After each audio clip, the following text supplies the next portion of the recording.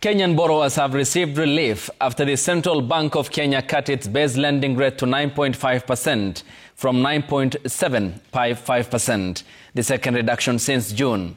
The move is aimed at pushing commercial banks to lower their double-digit lending rates and aligning with global trends of easing monetary policy amid controlled inflation. Jimmy Mbogo has the details of that report. The August meeting of the Monetary Policy Committee, which resolved to further cut the rates for a seventh consecutive time, says the move has been necessitated by the country's stable inflation rate, which has remained below the targeted range, supported by lower food inflation and stability in energy prices.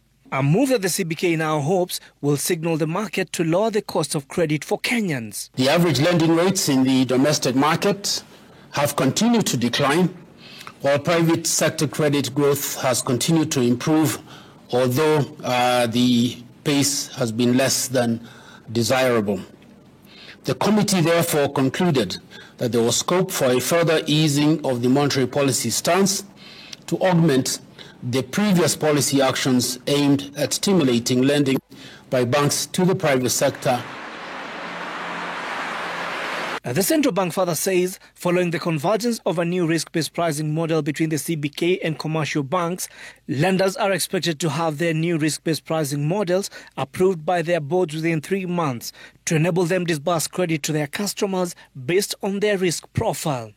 And then once they have been approved, we expect implementation, 3 months of implementation.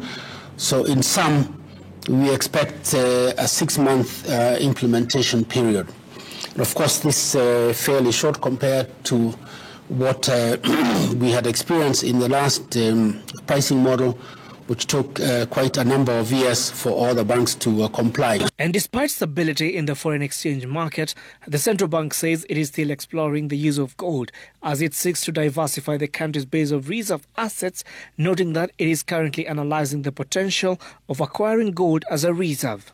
There are teams that are visiting the country just to go and see the potential for gold, but I think just to make a long story short, it is our intention to diversify our reserve position and to include some gold element.